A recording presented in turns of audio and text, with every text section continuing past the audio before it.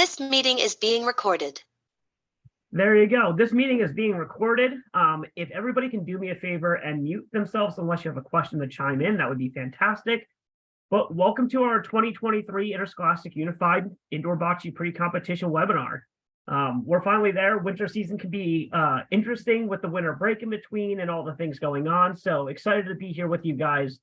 I'm Zach Cintron. If you don't know who I am, I'm the Senior Director of Interscholastic Unified Sports. I'm joined by Katie Turner, who is our Bocce Chair. Hi, everyone. And additionally, I believe we have Mike Sarnowski, who is our VP of Sports on here, and he's going to just hang out. And if anybody has any questions and stuff, he may fill in as he needs to. But we're going to move along. Yep. Like to keep this on pace as best we can. So just the agenda for tonight, we're going to talk about some introductions, some logistics. Again, we want to talk more about what the expectations are coming to the event as compared to the competition aspect. We'll touch on that a bit, but you guys have been competing all year. You know what competition is like. You want to know what to expect when you're coming to the state tournament instead. And again, we will have event guide content, but we will be also sending out the event guide with the division soon. Additionally, I think we've all been on Zoom quite a bit over the past few years. Just a reminder that if you have a question, you can raise your hand, you can unmute, you can put it in the chat. When I'm talking, Katie will be checking the chat. When she's talking, I'll be checking the chat. So we'll communicate with you as best we can, but I just wanted to remind you that if you haven't been on Zoom recently. Katie, there she is again. If you don't know her, that's Katie. At the competition, she will be running our competition table. So if you need anything when it comes to competition, bracket information, updates on stuff when she has the time, those kind of things, she's more than willing to help. And that's me and my adventure cat. If you haven't met me, I've probably seen you at a district tournament at some point, but we are excited to be with you guys. So just a heads up, we will have medical personnel on site. We always start an event when we have medical. If we don't have medical when the event is going to start, we don't start. We want to make sure you and your athletes are safe and everyone's safe. If you guys have an issue when it comes to medical, or you need an accommodation when it comes to medical for one of your student athletes, please reach out to us. If you haven't gotten emails from us already, these are the emails where we can be reached. Probably good to take them down. You will get a follow-up email with this information after this as well. Location, it's at Hagerstown Community College. I think most people know that. That's the address. When we send out the slide deck, you can click on the Hagerstown in the blue, and it'll bring up the Google map search for you. You can put in your own stuff, and you can navigate from there. Again, the event is on February 15th. This is the tentative schedule for the day. This is pretty much what you will see at any of our IUS high school state events. We have you guys scheduled to arrive between 9 and 10 a.m. I've been telling most district reps up to this point that when we say 9 to 10 a.m., it's not 9:45, 9:50, 9:55. We're really shooting for that like 9:15 to 9:30 window, because then you can come in, you can find a spot in the bleachers, you can get settled, you can check in, you can do what you need to do without having to be rushed. So when you do arrive, between, we might even open it up as early as 9:15, but definitely by 9:30 up till 10:15 when we have our coaches meeting, your teams can warm up on courts. We will have a section where you can grab a court to warm up and take that time to get loose, get some bocce balls rolling. We will have a coaches meeting that we need everybody at 10:15. And that's going to be at our control center. You'll see a map in a few minutes, but we need you at the control center as a coach. We definitely need the head coach. If you want to bring an assistant coach, that's okay, but we definitely need the head coach, but we need you by 10:15. We will start. So Zach, yes. Sorry, for going back for team warm-up. So to sign up for a time to warm up, when you check in at Control Center to get your packet for the day, they will have a little piece of paper there so that you can sign up for a warm-up time. So you don't have to go too far. It's a one-stop shop kind of thing. Yes. Thank you for reminding me of that. Opening ceremony, we're going to start promptly at 10:30, and we're going to roll. Once we hit opening ceremony at 10:30, this train don't stop. We go 10:30 opening ceremony, 11 o'clock competition. If we get through opening ceremony and get people settled quick enough, we'll start before 11. But we will not start before 11 if we are missing someone. So God forbid you catch traffic on one of the beltways or on 70 or whatever it may be. I will have my cell phone number at the end that you can text me if you are running late, but we will not start competition before 11 a.m. if we're missing someone. If everyone's there and we're ready to go before 11 a.m. with everyone there, we will roll because we will get you guys in and out quicker that way. We will have lunch available. Lunch is going to be Jersey Mike's. Katie has sent out lunch order forms. If you have not gotten a lunch order form, please email Katie and we will get your lunch order form to you to be filled out. For lunch, we will have options of turkey, cheese, ham and cheese, veggie sandwich, and we will also have a gluten-free option for each one of those. We are not going to have a ton of gluten-free, but we will have probably about 15 to 20 of each variety gluten-free. So if you need that, we will have it for students and coaches. And then we have award ceremonies at 4 p.m. As teams finish and get their final placing within their division.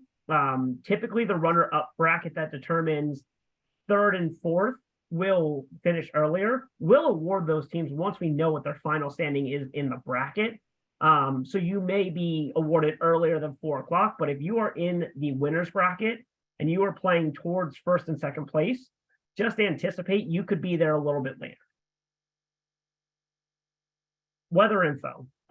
In case of bad weather, we're going to make a call by 6 a.m. on the 15th. We'll make it real early. Typically for IUS events, knowing how chaotic busing has become in the last few years, we try to make that call the day before.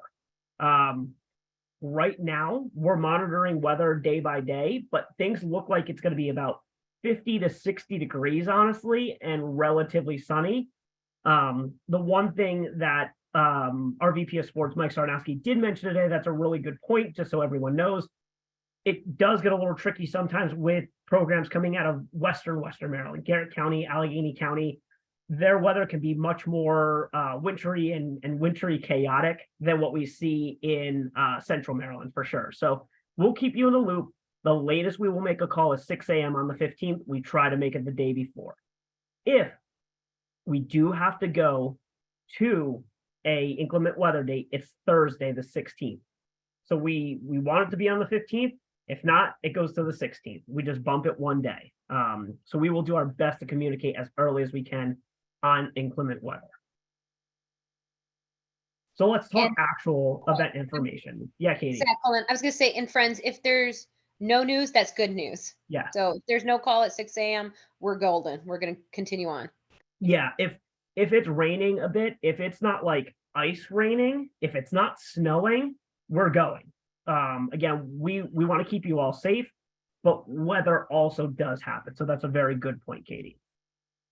Event information. One of the biggest things that gets our day off to a really good start is bus information and getting buses to the right place and getting drop-off done. We will have management team people from SOMD made up of volunteers that's going to help you get your bus pulled up to drop off, get you all off your bus, and get your bus sent off to bus parking. We'll share this slide with you, but essentially buses pull up to the front of the ARC building. You guys unload, you get off, the bus goes to its parking lot. Make sure, one really huge thing is when you get on that bus in the morning, get your bus driver's number so you can call them after the end of the day, so you're not waiting for your bus to pick you up. But we'll move your bus along. We'll push them to the parking lot that's pretty close by for them to park. And then when it's time to get picked up, they will do a full loop around Hagerstown Community College and pick you up in the same exact place. So what that looks like is this.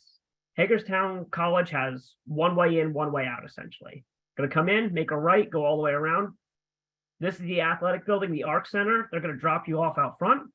And then they're going into parking lot O and N or L, wherever there's space. More than likely, O and N is where we're going to push them. And then at the end of the day, they're going to come out, they're going to do the full loop, and they're going to pick you back up at the ARC, and they're going to leave. Additionally, while we're on this, and you can get a visual, if you or anyone from your school, if you have an athletic director that's coming to visit, if you have a paraprofessional that's not riding on the bus, or somebody that's not riding on the bus from your school, they can park in any of parking lot L here. This green section, which is parking lot L, which is right next door to the athletic center, is where anybody else that isn't coming on your bus can park. I got a question. Do you need to pass this info to our bus drivers, or will they be guided and go to go? We'll have signs posted. That's one thing that we're really good about, is putting up signage all the way around. But as Zach said, there's really one way in, one way out of Hagerstown. Yeah. So, I mean, when you see your bus driver, for the day, just let them know. Say, hey, when we get there, go to your right, follow it around. Honestly, feel free, when you get the slide deck, feel free to print this out and share it with your bus driver. A visual may help your bus driver as well.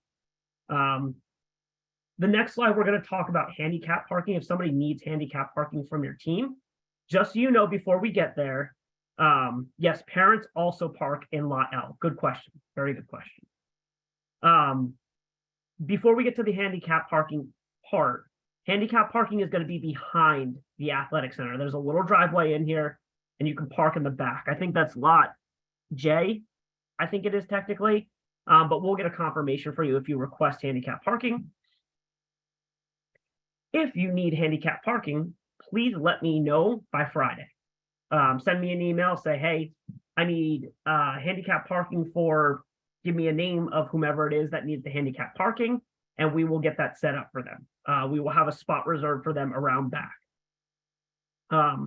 Additionally, this says you can also park in lot K. If you have parents that can walk, put them in lot L. If you have parents that have struggles walking, or anybody that's coming that may have struggles walking, you can also park in lot K, which is straight across the street from the athletic center. Essentially, they give us the lots and access to the lots around the center. We prefer to park people in L. We prefer to put buses in L and in O. But if you have somebody that has tougher times walking distance, K, right across the street here, is your best bet. So again, those are the lots that are open and available.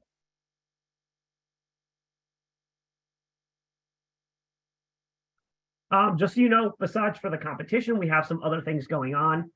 We will have a merchandise table, so there is merchandise you can buy. If you see my Unified Generation hat, we have some of these for sale. We also have some nice long sleeve Unified Generation. We have, why am I blanking on what they're called? Fanny packs. We have stuff like that. So all sorts of stuff. Cash or credit cards are accepted.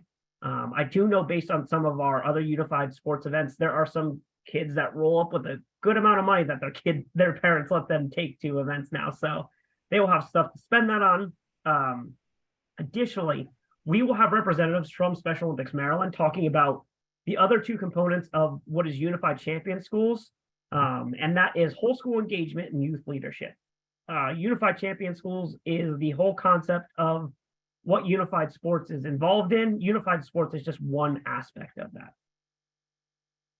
Additionally, we're going to have information from our friends that do healthy athletes.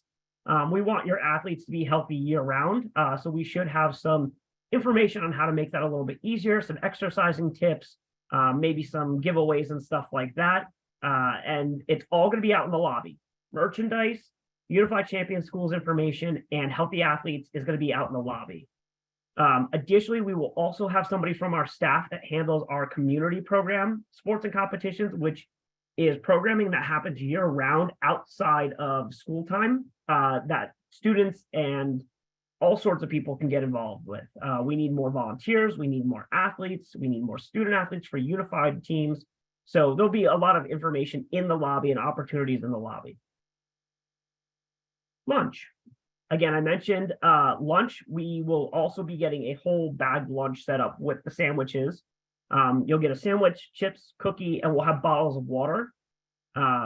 Additionally, the concession stand will be open at Hagerstown Community College. So if somebody's looking for an additional snack, if family members are looking for food, if whomever's looking for food, there will be food for purchase on site, just not the Jersey Mikes. Jersey Mikes will only be for those people that are on competition rosters and registered as part of the team. Additionally, while I'm here, with bottled water, we don't do Gatorade tubs of water anymore since the whole COVID thing. And so with the water, we are going to do our best to have recycling marked bins. So if you can communicate to your students that, hey, let's do our best to recycle, that would be awesome, because we do go through more water bottles now. And now it's competition, so I'm going to turn it over to Katie. So as district reps, we order lunch from you. So Laura, if you want to send us what you want for lunch, we'll take care of you.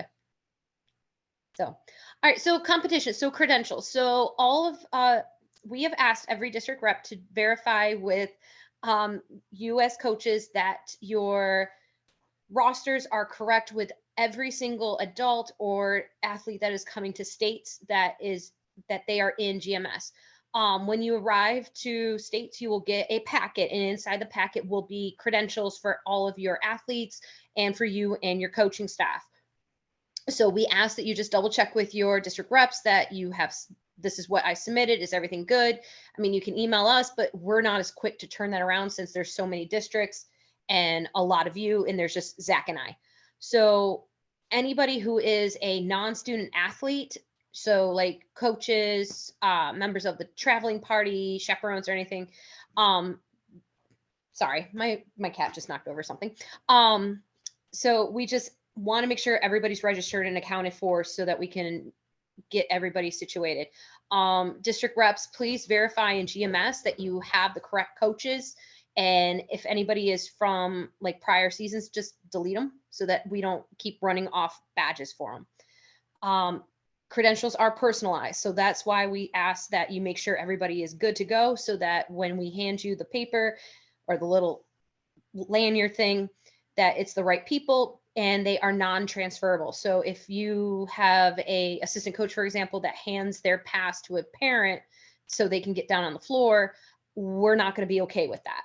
So just making that very clear, parents are not to be allowed on the floor or to have a badge from any of the members of the staff. We are going to be sending out the event guide. My plan is to have everything set and ready to go for you Thursday. Zach and I are waiting on a few different things from a few of the districts so that we can finalize divisioning. My plan is to email every single coach and district rep in one big email with everything attached so that it's all in one shop. So this way nothing is lost and I don't have 6 different emails going for everybody. So just review it when we send it. It's pretty much the same old, same old. So your team members. So no, if your athletes are participating on the floor, they have to have their badge. But if they're coming as a spectator, they don't get a badge. Match times. So once we get, as Zach said, once we get the train going, it does not stop. All matches are going to be run on the same single clock. We will make an all call for the next round of matches or the first round of matches. I will do the 3, 2, 1 start, and then we will immediately start the clock.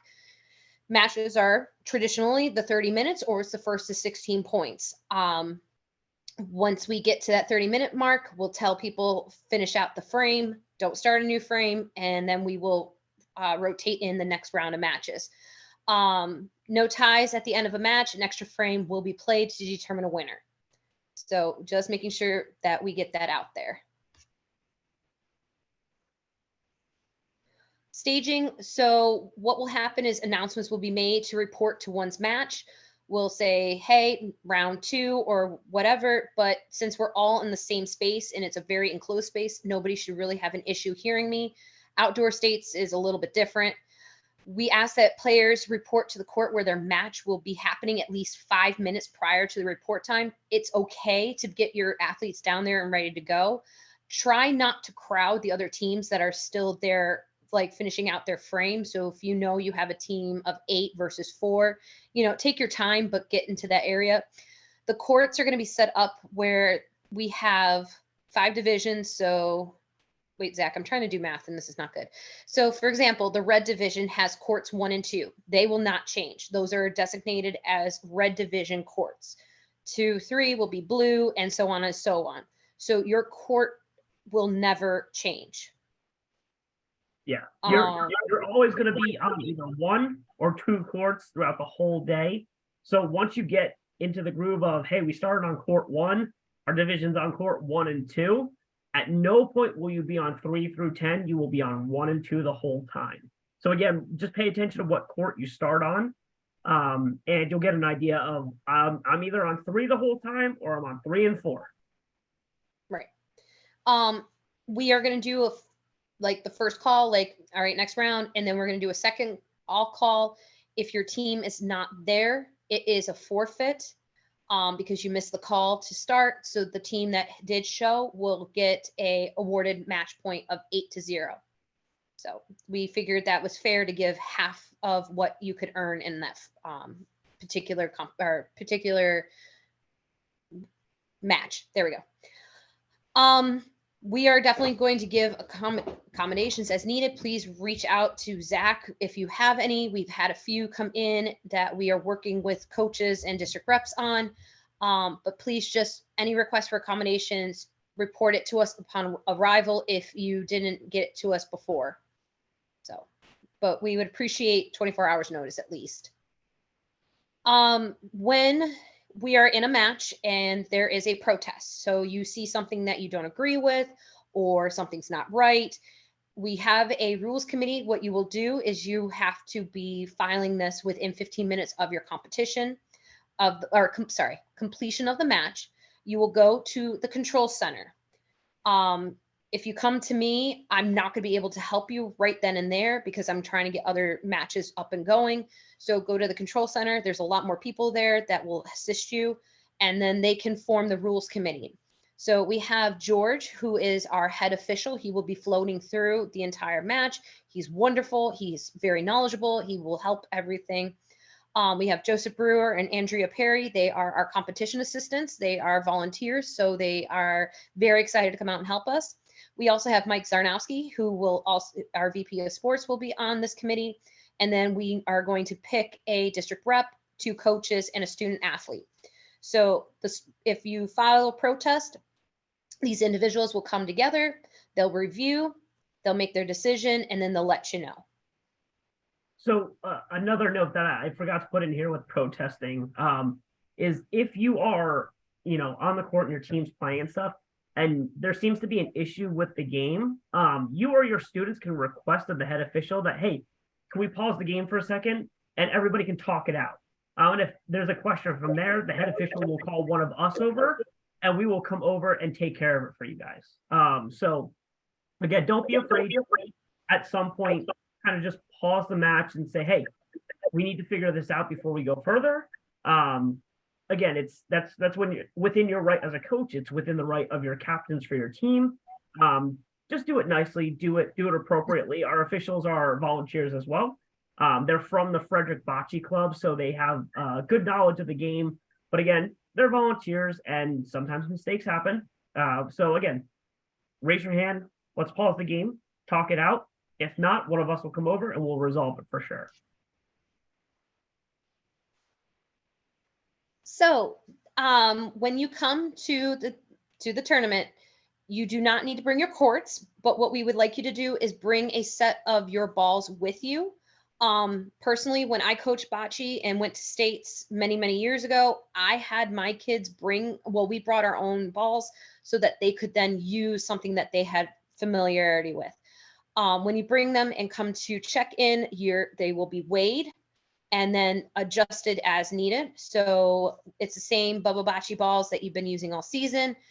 We will have some, but not many. So please bring your own set of balls. Anything else, Zach? No. Okay.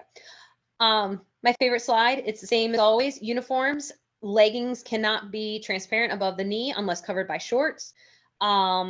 Shorts and pants need to be one solid color. We really are not, sorry, I got distracted by the chat. I really don't like to police uniforms. If there's a little logo or something on them, I'm not that big of a stickler. But for example, down the bottom where they have the flag emblem down the sides of the shorts, that we're going to flag because that's not in uniform. Yeah, and also if you can, if for some reason people are wearing long undershirts or something under their team shirts or whatever, if you can keep them solid single colors too, if you can somehow organize everyone to wear a black shirt or whatever color the single color choice is of your choice under the shirt, even better. But we know that's not always possible to organize. But again, single colors, team uniforms. And luckily we're indoors and it's pretty warm in the field house. So we're not running into the issues of coats or other things. So here's a layout of what our facility looks like. So where the gray square is on the right, that is where you'll be entering in from. And that's where you will be able to do team check-in. Volunteer registration will be there. Concessions in the bathrooms are out there in the lobby. You'll walk inside, and then right in front of you will be the control center. And sorry, I need to look. And then what is that word? Zach, what's behind that? In the blue below next to the control center. Oh, sorry. The competition schedule and the posting results. Sorry. I need to read better. So that is where we are going to post the results from every match, from every round. What is going to happen where that purple square is where I'm going to be stationed. So the officials from each court will send a runner to me with the results from the match.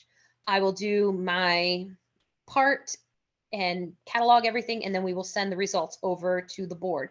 Please be patient. I know everybody wants to know the results immediately, but please be patient because it is quite the process. There are 11 courts there. It takes me a minute to get through each of them.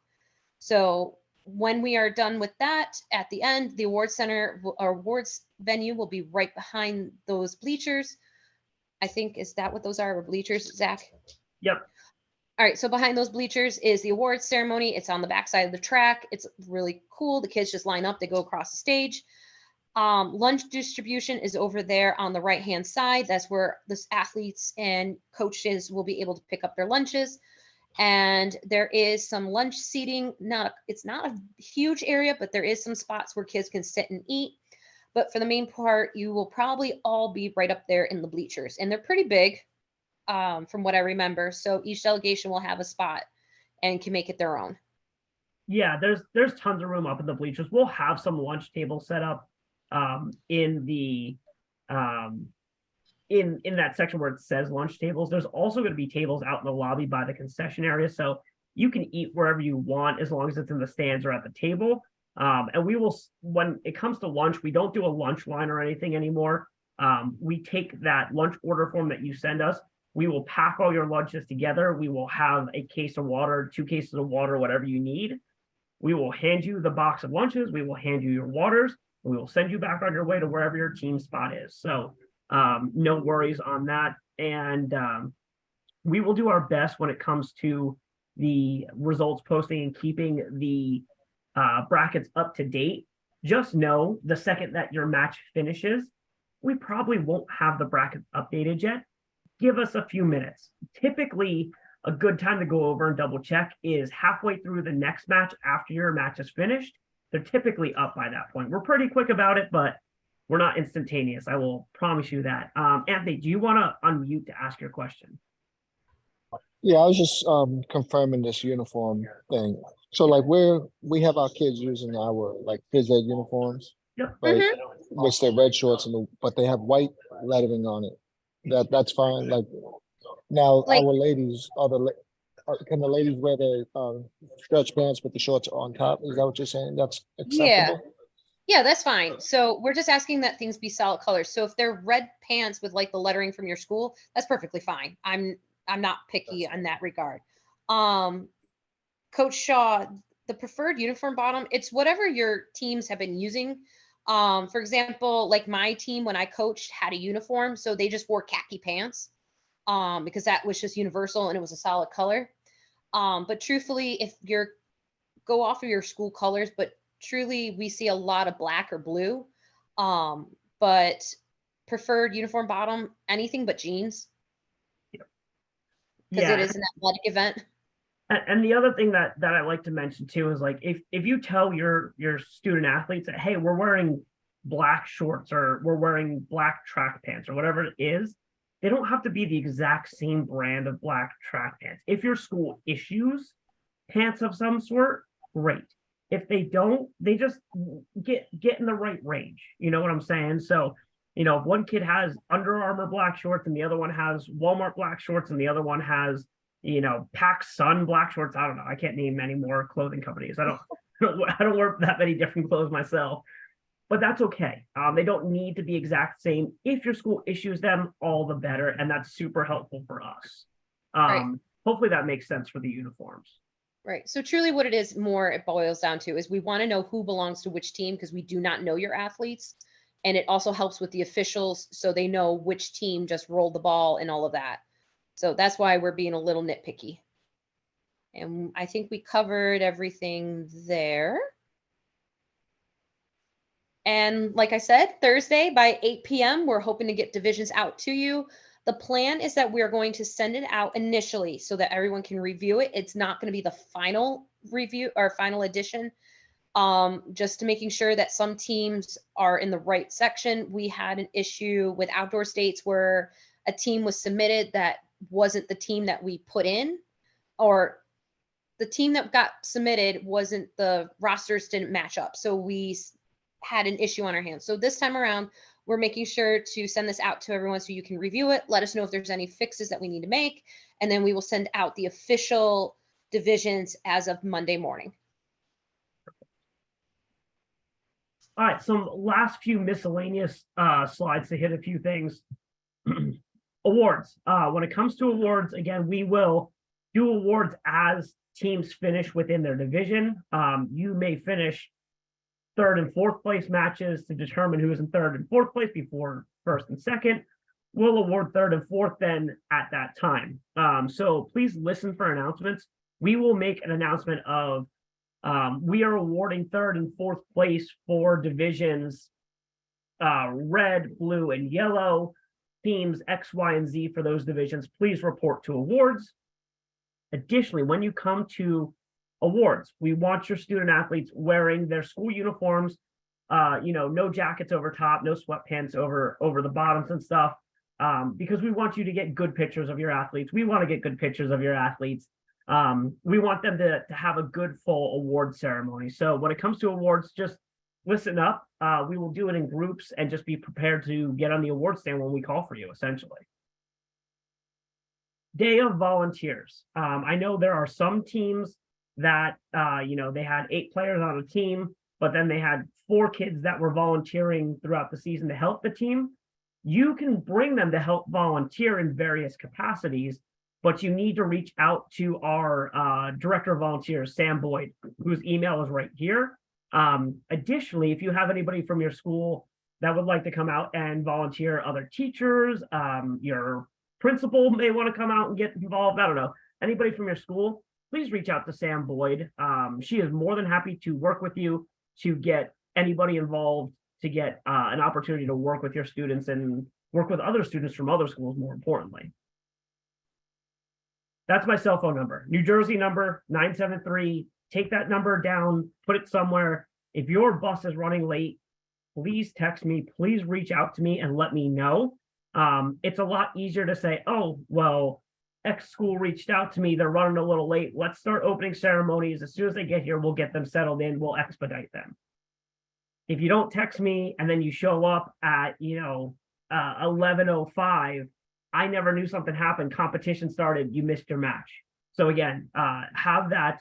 Please, please, please text me if something comes up. And then again, I think you all know who your district reps are. If you don't, here's their email if you need their email for anything. But that's who to get in contact with if you have a question about your district as compared to the state stuff. And then at that point, we're at the end of the road for the presentation. If you have questions, this is a good time for us to take questions. Anthony, your hand is still raised. I don't know if that's from before or if you have another question.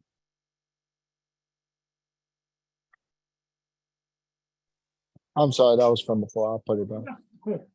Any other questions? I know we had some good questions in the chat. I think we resolved all of them. I have a question, Zach. Yeah. I believe if I'm understanding correctly from tonight that I've missed something. So in the paperwork that I did ahead of time, was I supposed to register myself and my assistant coach through that portal for the background check and all that stuff as well, or just the non-playing support people? So if you didn't do the portal, the volunteer hub, we need you to do the volunteer hub. Okay. That is something that when we do the follow-up email with the YouTube link for the recording and the slide deck, I will pop in there. So that's a really good note. Thanks for the question, Anita. If you haven't done your SOMD certifications, it is a volunteer background check, essentially, that you fill out a form. It is a protected behaviors training, which we have chopped down to about 15 minutes. And you have to fill out a COVID form because unfortunately everything you do now has a COVID form, just for risk management, liability, so on and so forth. So if you could do that as well, that would be great. I will be double checking that stuff at the end of the week as well to see who needs it. Yes, great Okay, question. great. Yeah, I had done that for some reason. I did that for all the players and the support people, but I don't know why I didn't. I just thought that like the form with the coaching stuff info was like part of the roster, and I didn't even think about doing it for myself and my assistant. So we'll get that taken care of. Fantastic. Thank you so much. I saw on the one of the slides that I think it said it was closed. Is that No, so hub, some registration hub or through something? our games management system is closed, but not through Volunteer Hub. Okay. So we're good on that end. This, volunteer hub that you're talking about, is that something like our district coordinator would have taken care of? Because I definitely never got a volunteer hub link or notification or. Yeah, that's something that usually is sent out in the preseason kind of stuff. But again, no worries. It's something that if you can carve out 30 minutes at some point this week, you can knock it out. And the good news is, once you guys as coaches do this, you're good for 3 years on all that paperwork. So it's essentially a 30-minute investment and you're set for 3 years, which is really nice for you guys. So I'll send that in the follow-up email tomorrow morning for sure. Okay, and who all needs to be registered in this? Because this is the first I'm hearing of this. Yeah, so it's any non-student participant that's on your team. So you, assistant coaches, if anyone on your team has a paraprofessional that's going to go, we need them to do that as well. So if you could share that out with any adult on your team that may be going with you, that'd be perfect.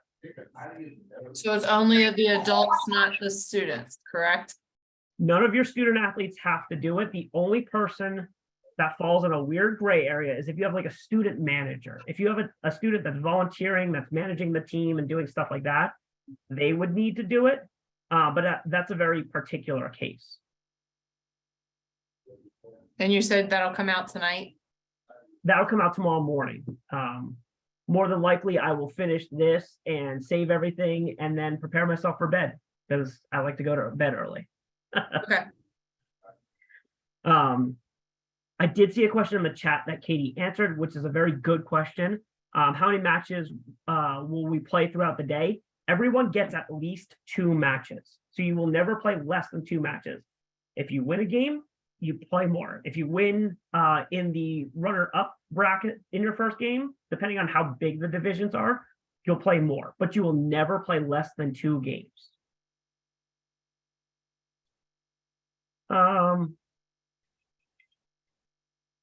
So Deborah, I will address your question in detail separately, but it's a good question. Essentially, if you have somebody that's a substitute, how do we add a substitute? One, the substitute needs to be somebody that was on your competition roster. Your competition roster had room for 8, and then 2 substitutes at the bottom. It needs to be one of those 2 substitutes, and whoever they're substituting for, their qualifying score needs to be the same or less than whoever they're going into the roster for. So if your person that is sick that day has a 600 qualifying score, pulling a number out of the air, and then you substitute someone in, it has to be 600 or less. It can't be somebody with a 700 qualifying score. So I hope that gives you an answer, Deborah. Melissa, question. Hey, back to the whole bringing balls thing. Is it one per school or for every team they need to bring? One Yeah. per school, Yeah. or it's Okay. one per team. So like, I'm just gonna use Prince George's County, for example. They would have like Bowie High School bringing their own balls. Frederick County would have Brunswick High School bringing their own balls. So it's Okay, just, if I have one high school, they have two separate teams. Yeah, have Each team bring one. yeah, have Okay. Dave or McDonough bring one for each team. Okay, thank you. Perfect. Other questions while we're still here? Anita, question about substitutes. Okay, sorry about all these questions. I have a full roster, so 8 plus the 2 substitutes. So am I understanding correctly that I can play all 8 in one game? Mhm. And then can I use the substitutes for the next game? Yep. As long as their scores are that what you were describing below the 2 people that are coming in, I can put 2 in place in the next game so that everybody gets a chance to play. Yes, you can, as long as your substitutes essentially don't exceed what your total team score ended up being, you're fine. So Okay. again, you can swap 2 out from that 8 for your 2 substitutes. But if you're, each one of those first 2 that were on the team had 600 apiece, your substitutes have to come out at 600 apiece or lower. Okay, thank you. And one more question. So out of the 8, because we have 8, we can sub those at any time during the match? So they need to be substituted between frames. So there's always got to be 4 people throwing bocce balls during a frame, 2 athletes, 2 unified partners, and then you could sub any of them before the next frame starts. So you could have, athlete A and B and unified partner C and D, and then you could sub out your 2 unified partners the next time and do athlete A and D and unified partners E and F, if that makes sense. But it has to be before the next frame. So you play a full frame, substitute, play a full frame, substitute. And those substitutes don't have to deal with that number stuff with the, Because No. they're with that total number to start. okay, gotcha. Thank you. yeah, this is the additional 2 on top of the 8. So Yeah. these are the ones underneath that line. That's actually a really good note. I will add that to preseason trainings for next year. I think that'll be a helpful explanation as well. One more question on that. Yep. When I sent in the form listing out the team, the ones that does it matter which ones are in which space for the first game, or can I just change that around before the first game? You can, as long as it's one of those 8 that you are putting in, again, same concept before the first game. As long as those 2 substitutes do not exceed the number of whoever you're substituting out, it could be before the first game, it could be before the last game. You can make those substitutions. It just needs to be before a game starts. It doesn't matter which game it is that you're playing. Okay. I think I got you on that one. Any other questions? And again, we will also have with that coaches meeting in the morning of, we will also take questions there after we give you a rundown of a lot of similar stuff again. And I will do my best to remember to grab a generic competition sheet to give you a visual as well of what we're talking about with substitutions. Wait, I think we have somebody there's a comment, Zach, in the chat. So I think we're getting terminology changed or mixed up. When the whole game is a match, we're talking about before each frame is when you can substitute people. So I just wanted to make that clear. So like once a frame is done, like if I have a team of 5, I can then rotate in the 5th kid for the next frame. because that is a new game per se. The whole thing is a match. You know what I'm going to do, Katie? I'm going to really quick. I'm going to bring up a roster so we have a visual, because I think we're getting people confused of what sections of that competition roster that we're talking about. I wasn't prepared for this, so give me 2 seconds to pivot. Yeah, I think the other thing, hi folks, it's Mike. I think where you're unfortunately our language isn't helping us. We're talking both of people above the 8, if you have 2 additional folks, and calling them substitutes, as well as substituting people in for the 4 that are playing in a frame. Correct me if I'm wrong, this may solve it. If we're talking about, you need to start the game or each match with a set group of up to 8 players. That can't change during that game or match. What can change before each frame is who the 4 people are who are rolling within that frame. Correct.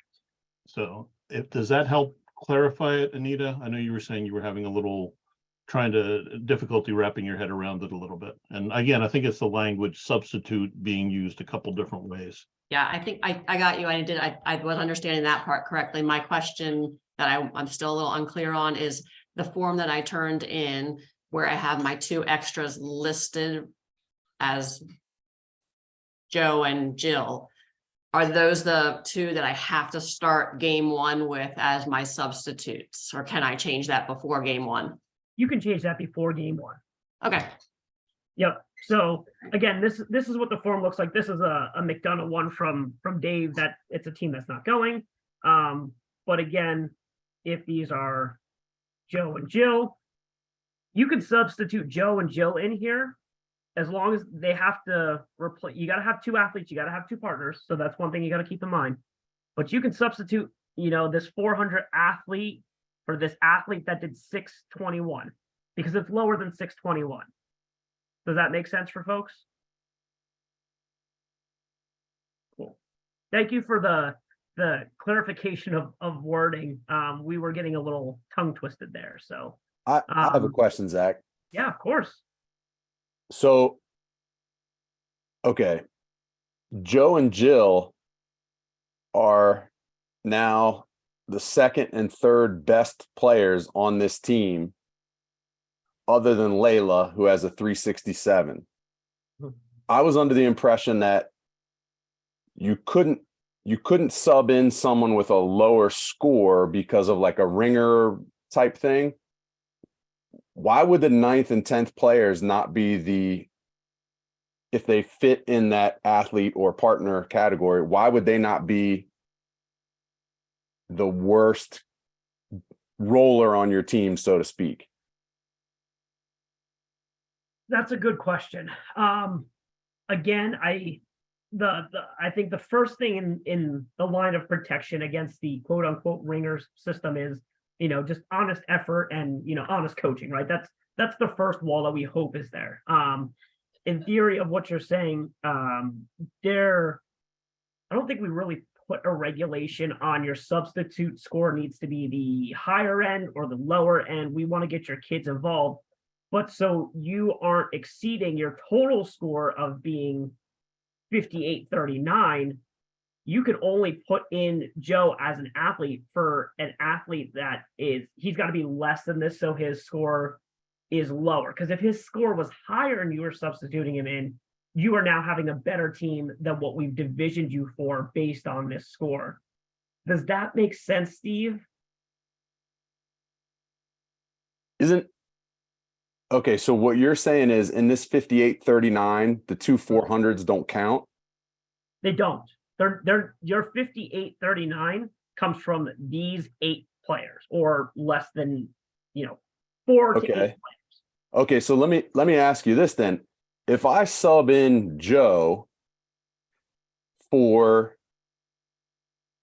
Julie, who's a 620, isn't my team now better? And wouldn't I be competing?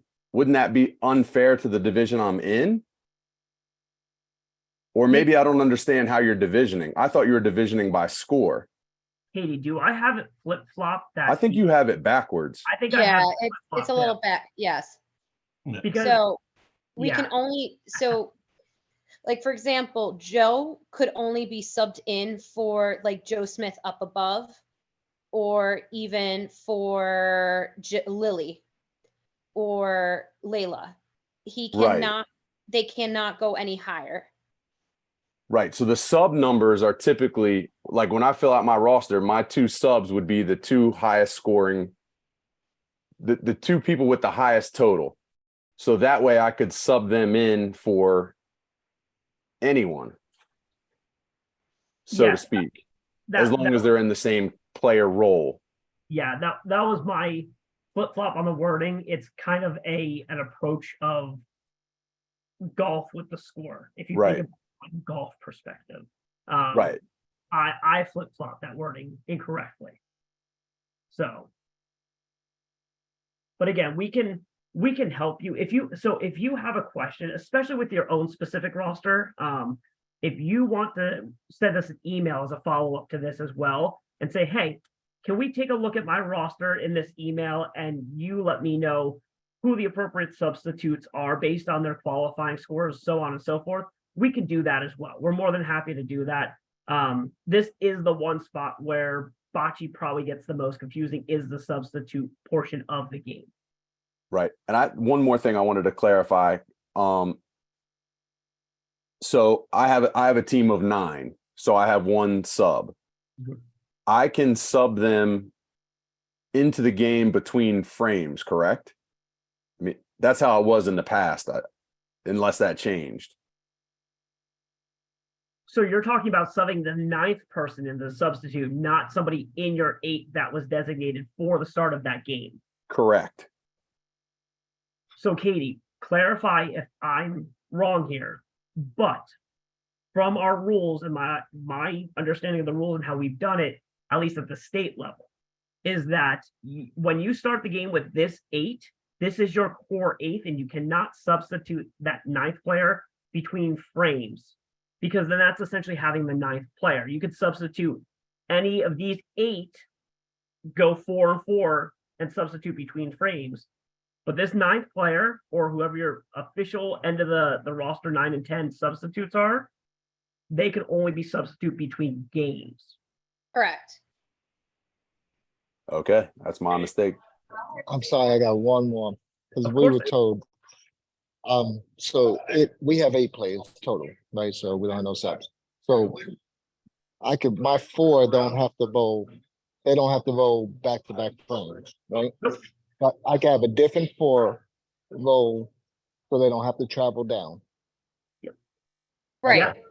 Yep, that's fine, coach. I used to do that where I had you 4 are rolling the one frame at that end, the other 4 are sitting down at the other end. Okay, because we were told that that's not, that we couldn't do that, that the 1-4 had to roll the whole entire game. But No, that's they do not. fine. Okay, that's it. No, you start the match with 8 players, and then you just rotate them through as you see fit, as long as it's 2 athletes and 2 partners.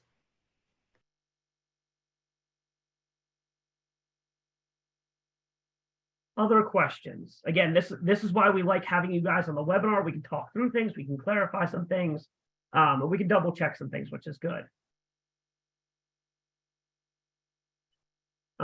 You have to have 2 subs, right? 1 athlete, 1 partner. So if you have 9, you can play with 7 with 2 subs. Little bit more of a detailed question. You don't have to have 2 subs. You can have an 8-player team with no subs. You can have a 7-player team with no subs. You can have a 6-player team with no subs. As long as you have 4 people playing, you can have no subs. It doesn't really make sense if you're under 8. If you're above 4 but under 8, it doesn't make sense to have subs. You might as well just have them on your full playing team to play them all the time. So in theory, My question is, I answered that question. So in counties, so like I had 9 players on my team, but I had to have, if I had a sub, I had to have 1 partner, 1 athlete. So that pulled my roster down to 7 playing in order to give myself one sub, one partner, one athlete subbing? You don't specifically have to have it in our rule set. It doesn't say that your two subs have to be one of each. It keeps your team more balanced if you have one of each, in case you lose an athlete on a given day. If you lose a partner on a given day, you have someone to fill each type of role. But you could have a school where you just have a lot of partners, you're just partner heavy, or you're just athlete heavy, and you have two extra athletes as your sub, or you have two unified partners as your sub. And that's just kind of how your school works out based on numbers and participation. So you don't have to have one of each. So again, I don't know if that's something that was implemented at your district level. A district rep could implement that to have more even rosters to help you guys in the long run in case you lose one role or the other. But that is not a specific rule state-wise and at the state level that we implement. Question from Becky: can it be 3 athletes and 1 partner rolling in a frame? Has to be 2 athletes, 2 partners. Again, we want that unified aspect of competition in which we have an even competition playing field of 2 athletes, 2 partners. Other questions? These are all really good questions, which is awesome. So actually, Zach, I pulled this up because I was like, I've seen this question before, and I was right, because Tim asked us this from Baltimore County. So a team's lineup for each frame can consist of one of the 2 options. It can be the even 50-50 split, or it could be option 2, which is 3 athletes with disabilities and 1 player without a disability. Yes, gotcha. Good clarification on that. I was like, I know I copied and pasted that one. That's perfect. That's a good review of that and a good reminder for folks. Again, we're always shooting though for 50-50 is the optimal situation of what we're looking for. Yes, substitution guidelines are listed on page 5 of the coach's manual. It also gives you different permutations of substitutions for a frame, which is super helpful. I'm a visual learner. I need that permutation of each A, B, C, D on a court for my brain to process it. So if you're looking, I will send the coach's manual again with the information tomorrow. So you have the opportunity to review that. Other questions?